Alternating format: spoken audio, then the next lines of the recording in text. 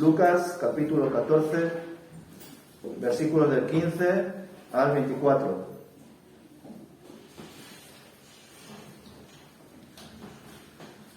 Es la parábola de la gran fiesta o de la parábola de la gran cena, dependiendo de vuestra versión.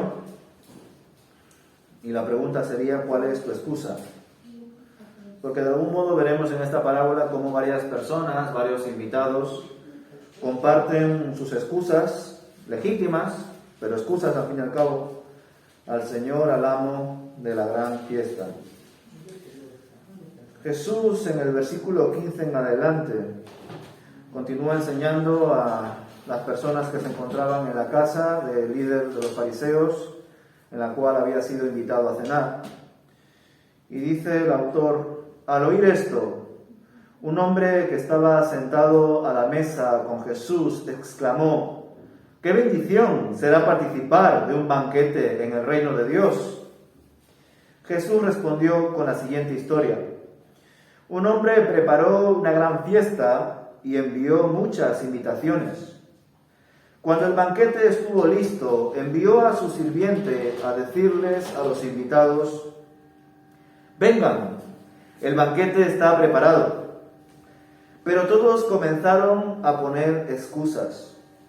Uno dijo: acabo de comprar un campo y debo ir a inspeccionarlo. Por favor, discúlpame. Otro dijo: acabo de comprar 5 yuntas de bueyes y quiero ir a probarlas. Por favor, discúlpame. Otro dijo: acabo de casarme, así que no puedo ir. El sirviente regresó y le informó a su amo lo que le habían dicho. Su amo se puso furioso y le dijo: ve rápido a las calles y callejones de la ciudad e invita a los pobres, a los lisiados, a los ciegos y a los cojos. Después de hacerlo, el sirviente informó: todavía queda lugar para más personas. Entonces su amo dijo: ve por los senderos y detrás de los arbustos, y a cualquiera que veas, insístele que venga para que la casa esté llena.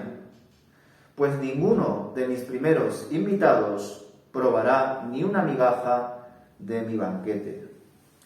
Así termina Jesús, una parábola muy sencilla, pero que esconde aspectos muy interesantes que además se deben aplicar también a nuestra iglesia hoy en día. Pero primero vamos a analizar el texto, ¿verdad? Como he dicho al principio, nos damos cuenta de que Jesús está en el mismo escenario, en el mismo lugar, la misma hora, la noche, cenando, hablando con diferentes personas.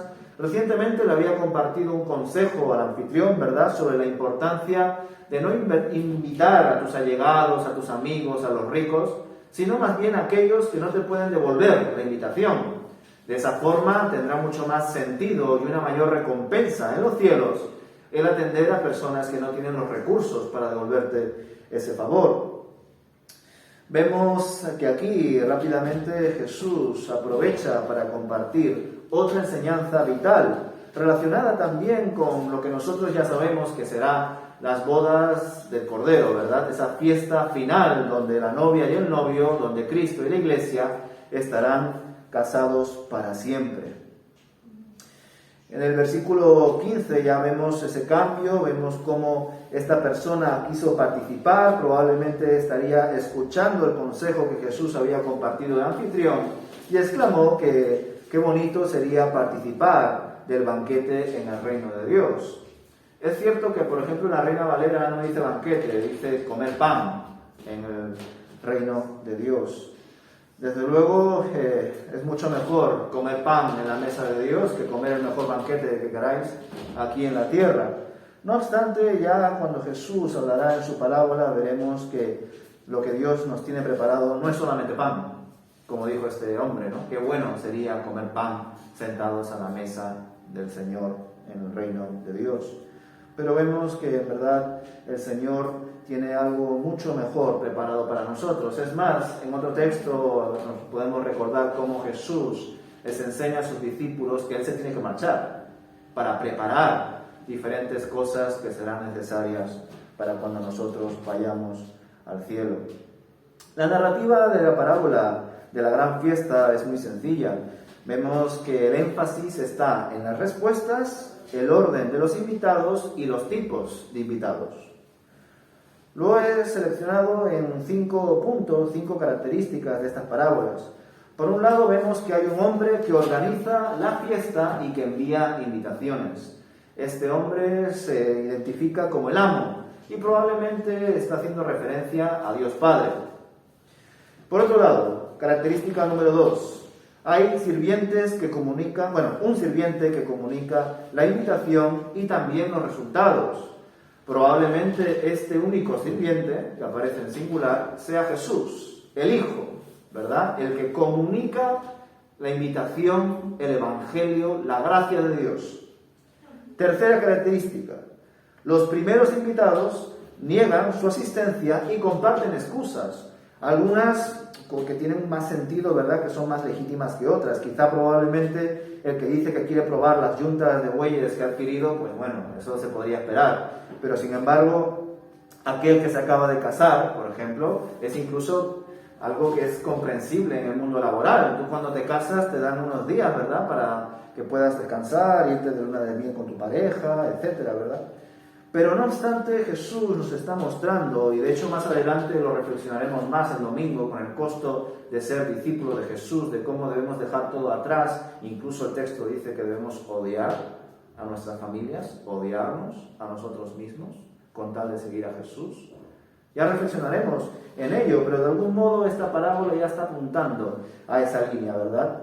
Por supuesto, está muy bien que te hayas comprado unos terrenos y que los tengas que inspeccionar, que hayas comprado unas yuntas de tus bueyes y que los quieras probar, que te acabes de casar y que quieras viajar y descansar. Todo eso está muy bien, es legítimo. Estos invitados no les dicen, no, es que me da pereza, o no, es que ese amo o esa persona que me está invitando no me cae bien. No están dando excusas vanas, están dando excusas de peso, comprensibles, legítimas. Pero aún así Jesús ya va a mostrar que cuando Dios aparece, que cuando Dios nos llama, no debemos negarnos a su llamado. Debemos estar además preparados para cuando el Señor nos necesite, entre comillas, sino que más bien nos comisione, nos mande a compartir el Evangelio a otras personas que no lo conocen. Vemos como cuarta característica que hay otro grupo, ¿verdad? Otros tipos de invitados que son pobres, enfermos y marginados, que de algún modo forman parte de esta gran fiesta y asisten. Luego reflexionaremos en cómo es su asistencia. Y por último, la quinta característica que observo en esta parábola es el otro grupo, ¿verdad? Esos invitados que parecen ser extranjeros o gente alejada de la casa, ¿verdad? Dice, pues por los senderos, detrás de los arbustos, donde sea, insísteles que vengan para que la casa esté llena. Ciertamente la enseñanza que tuvo aquí Jesús con el anfitrión no se aplica al hombre de esta fiesta. Quiero volverme a explicar. El domingo pasado leímos cómo Jesús estaba enseñando acerca de la humildad, acerca de no invitar a los más ricos, sino a los pobres. De hecho, hace un momento lo acabo de refrescar, ¿verdad? Sin embargo, vemos que en esta otra parábola, el amo invita primero a sus allegados, invita a sus conocidos. Podríamos decir que de algún modo, para que me entendáis, esta parábola contradice el consejo que Jesús le dio al anfitrión. El amo no empezó invitando a los extranjeros, a la gente desconocida, a los pobres, enfermos, cojos, marginados. Leemos en esta parábola que el amo mandó a que su siervo vaya y llame e invite a las personas conocidas de este amo. Pero nosotros debemos entender que, por supuesto, este amo es Dios, no es una persona. Dios no necesita favores de nosotros. Es más, Dios no nos necesita en líneas generales porque es Dios. Pero aparte de eso, debemos de entender que el contexto de esta parábola es identificar a estos invitados con los judíos que han corrompido la fe, especialmente los líderes religiosos. Ellos serían el primer grupo, los invitados que rechazan la invitación. El segundo grupo son los judíos rechazados por los propios judíos, mujeres, hombres enfermos, gente pobre, marginados, gente de tercera clase, despreciados por los líderes religiosos y por judíos orgullosos. El tercer grupo representa a los extranjeros, a los gentiles, a los que no tienen nada que ver con el judaísmo y por tanto también son despreciados por ellos. Por tanto, aquí vemos que el consejo que dio Jesús al anfitrión no tiene relación con esta parábola, por cuanto el Señor debía de ir primero a los suyos, y ya nosotros sabemos que los suyos no le recibieron. Después, dentro de los suyos, dentro del pueblo de Israel, fue a los despreciados del pueblo de Israel, a las mujeres, los enfermos, los endemoniados, los marginados, y de manera puntual Jesús se va a relacionar también con gente extranjera, con el centurión, con la mujer sirofenicia, con la mujer samaritana, con el endemoniado gadareno.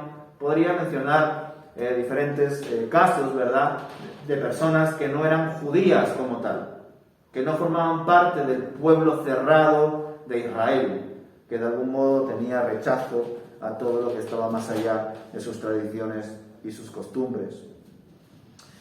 Por tanto, Jesús vemos que de algún modo está enseñando esto a los líderes religiosos que estaban sentados a la mesa y a aquellos que de algún modo querían exclamar, incluso dar a entender que ellos formaban parte del reino de Dios, que ellos eran creyentes y que iban a ir al cielo en la presencia de Dios junto con Abraham, Isaac y Jacob.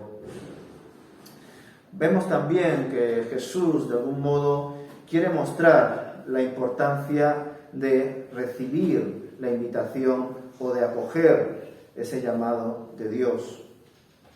Dicho esto, ya os he comentado desde el principio que es una parábola muy sencilla, pero quería aprovechar con esta parábola para compartiros cómo muchas veces usamos las parábolas para decir cosas que las parábolas no dicen.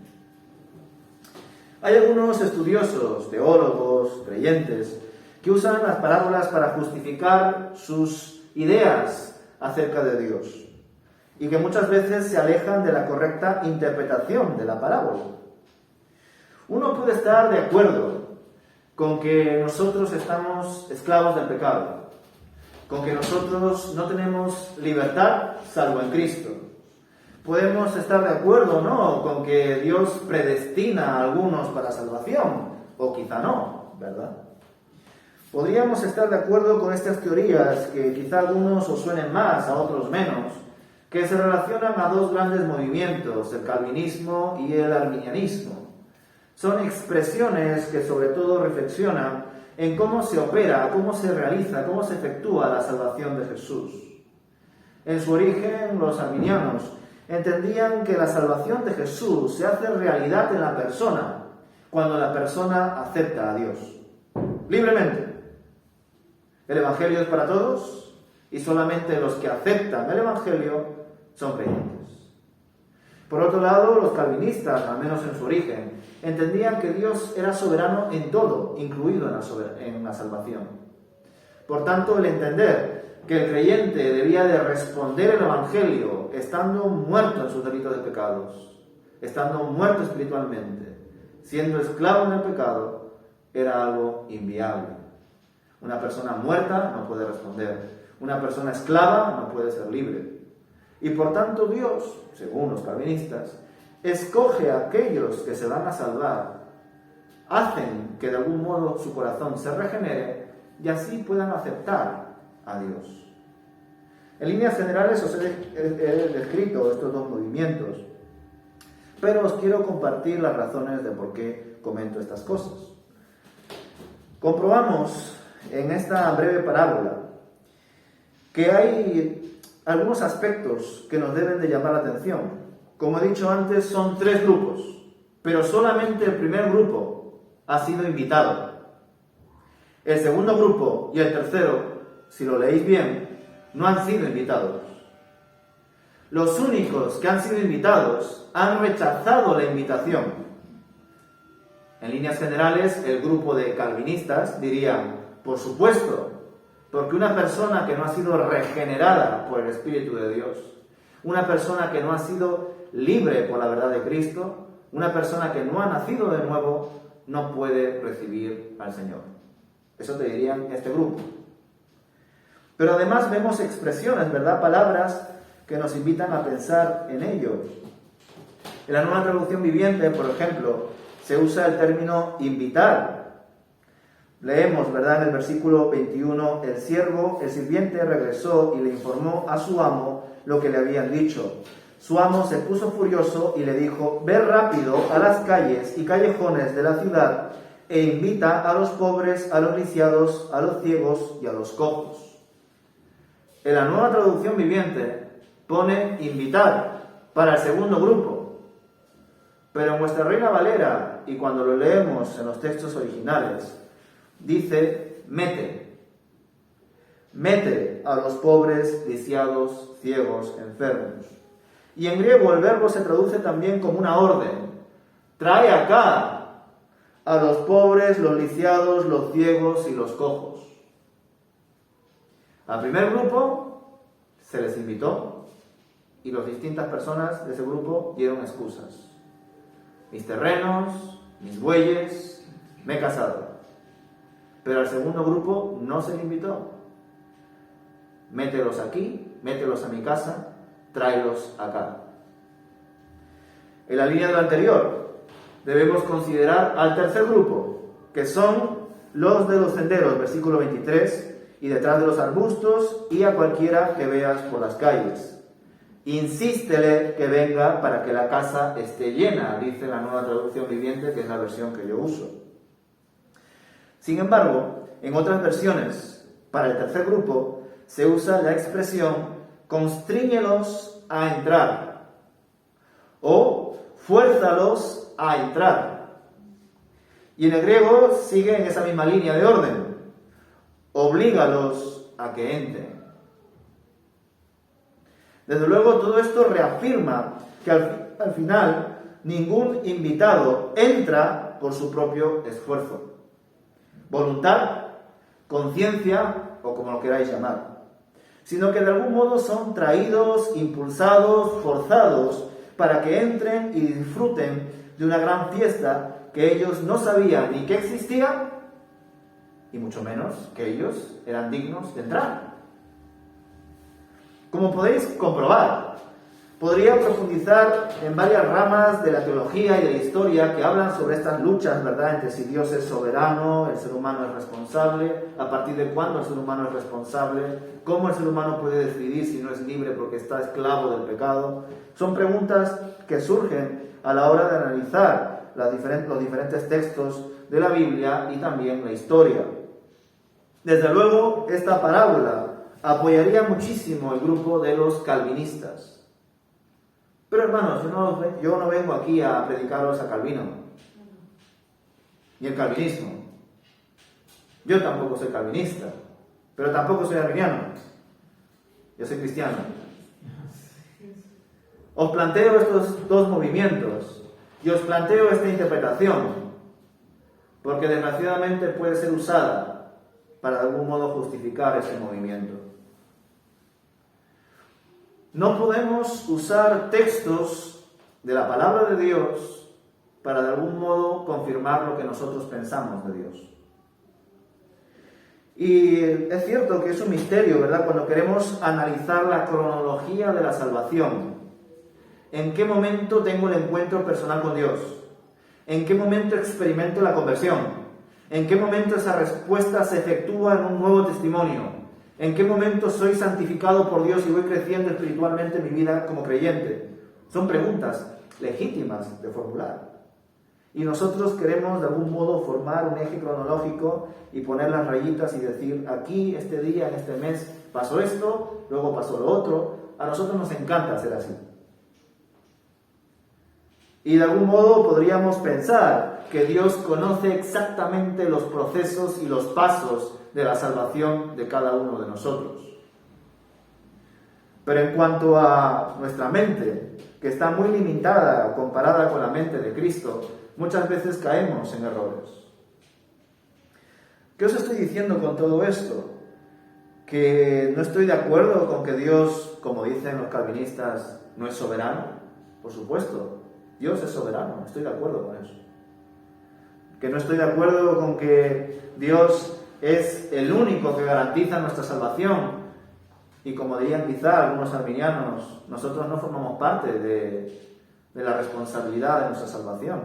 Nosotros no somos salvos por el 99% de lo que hizo Dios y el 1% de lo que hago yo. Porque si fuese así, vana sería la cruz. Jesús no podría decir, consumado es. Si la salvación dependiese meramente de la respuesta del ser humano, de la responsabilidad del ser humano de escuchar atentamente el Evangelio, aceptarlo, entenderlo y seguir a Jesús, probablemente existiría la posibilidad de que Jesús haya muerto en vano. Porque existiría la posibilidad, aunque sea remota, de que nadie acepte a Jesús. Como digo, surgen muchísimas preguntas que son importantes que nos las planteemos delante del Señor. Pero lo que os quiero comunicar con estas observaciones que extraigo de esta parábola es que independientemente de si creas que Dios es soberano, que Dios completa toda la salvación, que nosotros solamente somos salvos dentro de Él y que la respuesta es detrás de su salvación y no antes, independientemente de que creas más como los calvinistas o más como los arminianos, no hay que usar esta parábola para hablar de este tema y asegurar lo que tú creas. Porque las parábolas son muy sencillas, tienen enseñanzas muy concretas. Y cuando de repente las cogemos para explicar nuestras teorías, no estamos entendiendo la parábola y encima estamos enseñando lo que no debemos. Por ejemplo, los arminianos, no los moderados, sino los que le dan mucho peso a que es el ser humano quien responde a Dios, le dan tanto peso a esa respuesta que los arminianos en su origen creían que la salvación se puede perder. Como el peso de mi salvación está en mi respuesta, en mi decisión, en mi responsabilidad, yo puedo ser creyente un día y otro día no. Porque muchas veces no somos responsables con lo que decidimos. Como aquel que dice, a partir de la semana que viene voy a hacer dieta y sigue comiendo igual de mal. O como aquel que dice, voy a ordenar mi casa y su casa sigue igual de desordenada. O voy a ir al gimnasio y no va al gimnasio. O incluso paga la cuota pero no va. Y está pagándola por gusto. Si somos inconstantes en temas tan triviales, imaginaos cómo inconstantes podemos ser en cosas que muchas veces nos superan. Por tanto, aquellos que creen que la salvación se pierde, usan, por ejemplo, la parábola de las 10 vírgenes, las 5 sensatas y las 5 insensatas, para decir que el Espíritu Santo es el aceite. Y aquellas mujeres que se quedaron sin aceite representan a las personas que, de algún modo, por un tiempo son creyentes, pero luego dejan su relación con Dios y, por tanto, se vuelven en personas que han perdido su salvación. Esta enseñanza, hermanos, desgraciadamente, varios predicadores y pastores la comparten. Pero esa enseñanza no es lo que la parábola quiere mostrarnos. La parábola es tan sencilla que la principal enseñanza es que estemos vigilantes a la venida del Señor, a la segunda venida del Señor. El resto son muchas veces elucubraciones, teorías, hipótesis que nos planteamos con el fin de explicar con una sola parábola toda la obra de Cristo. Y hacemos mal. Por eso estoy concluyendo que esta parábola, desde luego, sería una carta maestra, espectacular, de que en efecto Dios es el que está detrás de todo y que nadie entraría al reino de los cielos si no es porque Dios mismo nos trae, nos fuerza a venir, nos coge y nos mete en su casa. Un ejemplo también, una ilustración muy famosa que casi siempre los predicadores y en los seminarios teológicos se comparte, es la idea de la salvación es como una persona que se cae de un barco y pasa a otro barco y le lanza un flotador para que se agarre de él y le suba al barco y se salve. Los arminianos hablan de esta ilustración porque consideran que la salvación de Dios no es coger a la persona que está en el mar y subirlo al barco, sino la salvación es lanzarle el flotador y ya él lo cogerá o no. Es bastante curiosa la ilustración, cómo se usa, porque ¿qué persona cabal al que se le da la única oportunidad de salvarse no se va a coger del flotador? Sin embargo, los calvinistas dirían: Dios no te lanza un flotador para a ver si lo coges. Si quieres, cógelo y te salvamos. Dios coge y se tira por ti al agua. Y te agarra y te amarra a una cuerda y te sube al barco. Son ilustraciones que se usan para de algún modo entender cuál es el papel de Dios y cuál es nuestro papel. Y desde luego, como creyentes, cuantos más méritos tengamos, mejor. Por eso os invito a que reflexionemos en qué nos puede enseñar esta parábola. Y esta parábola no nos enseña tanto que al final fueron aquellos que se les trajo, no que se les invitó, sino que se les cogió, tirados de las calles, cojos, enfermos, y se les trajo a la casa. Y Jesús lo que está enseñando verdaderamente con esta parábola es que el Evangelio es para todos. Y que desgraciadamente aquellos que estaban más cerca de Dios porque disponían de las Escrituras, porque tenían una mayor educación, porque tenían más recursos para acercarse a Dios, es decir, los judíos bien posicionados y los líderes religiosos, que son los que se hacen referencia con este primer grupo de invitados, fueron los que más rechazaron a Jesús. Y en efecto es lo que vemos en su vida. Cada vez que va a una sinagoga o que algún líder religioso por las calles le hace una pregunta trampa, se nos enseña que la mayoría de ellos, que más deberían de haber creído y entendido a Jesús, son los que más le rechazan. Y sin embargo, los enfermos, los endemoniados, las mujeres, los extranjeros, en definitiva, todos los grupos sociales despreciados por los líderes y los judíos bien posicionados, han sido los que han recibido a Jesús.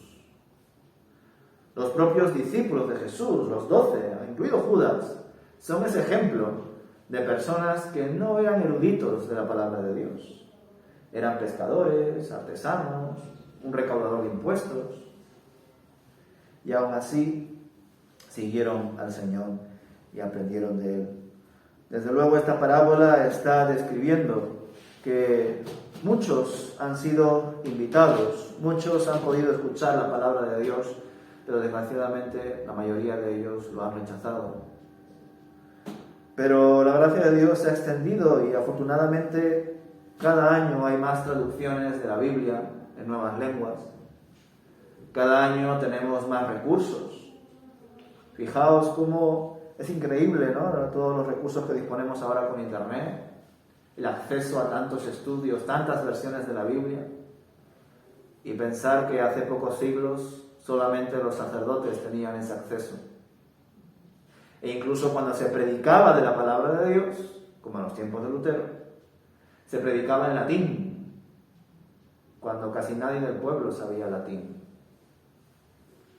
Es como si ahora yo os hablo, no sé, en otro idioma, ¿verdad? Y encima voy orgulloso y digo, ¿qué pasa? ¿No me entendéis? ¿No creéis lo que os estoy diciendo? En vez de acercar el Evangelio al pueblo. Y dicho todo esto, ¿a qué grupo pertenecemos nosotros? ¿Al primero? ¿Al segundo? ¿Al tercero? De algún modo, siempre la Iglesia puede llegar a repetir la misma historia. De algún modo, aquellos que llevamos muchos años en el Señor o que conocemos mucho de Dios, aparentemente, porque estudiamos o tenemos incluso títulos o de repente le dedicamos muchas horas a leer la Biblia durante la semana, podemos caer en el orgullo de pensar, yo sé mucho de Dios y vosotros no. De algún modo, los que hemos nacido en la cuna evangélica, o los que llevamos muchos años en el Evangelio, o los que tenemos títulos teológicos, podemos caer en ser los nuevos judíos de la Iglesia. Y no los judíos rechazados, sino los judíos orgullosos. Y que de algún modo los nuevos convertidos, los extranjeros, o las personas que no tienen una buena educación, que no tienen estudios, se conviertan en los gentiles. Y que de algún modo repitamos otra vez la misma historia. Desde luego, aquellos que nacemos en una cuna evangélica o que escuchamos la palabra de Dios semanalmente, somos el primer grupo al cual se le invita. Y si cuando escuchamos la invitación al servicio, al crecimiento, a la reflexión, al compartir, fijaos que todos los domingos y viernes no solamente se comparten conceptos, se comparten invitaciones, se comparten oportunidades, se comparten para vosotros y para mí las peticiones de Dios, lo que Dios espera de nosotros. ¿Qué haremos ante estas invitaciones? ¿Cuál es nuestra excusa si no vamos a recibir esas invitaciones? Recordad, las excusas que este primer grupo dio fueron excusas legítimas, comprensibles. He comprado un terreno, lo debo administrar.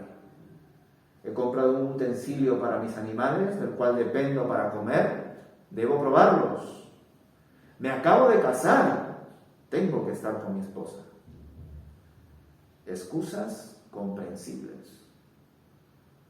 Pues nosotros también, cuando leemos la palabra de Dios o se expone y de repente no queremos no solamente escucharla, sino obedecerla, estamos planteando excusas. Y ¿sabéis qué es lo triste? Hablo evidentemente en general. Que al menos las excusas de estos hombres y mujeres eran comprensibles. Sin embargo, muchas veces las excusas que plantea la Iglesia hoy en día es: no me da la gana, no tengo tiempo, no me interesa, me aburre, no lo entiendo. Y nos quedamos en ese desinterés. Como si diciendo, no lo entiendo, ya es suficiente como para nunca esforzarte para aprender más. Solo Dios conoce cuáles son, si las hubiese, las excusas de nuestro corazón para no atender a sus enseñanzas, a sus órdenes, a sus invitaciones. Pero aquellos que no estamos planteando excusas, sino que más bien queremos trabajar con la Iglesia, queremos aprender, queremos también invertir personalmente delante del Señor en privado, pues qué bueno, ¿verdad? Porque significa que formamos parte del segundo grupo y del tercero. O que formamos parte del grupo primero, pero que nuestra respuesta ha sido positiva, ha sido de bendición.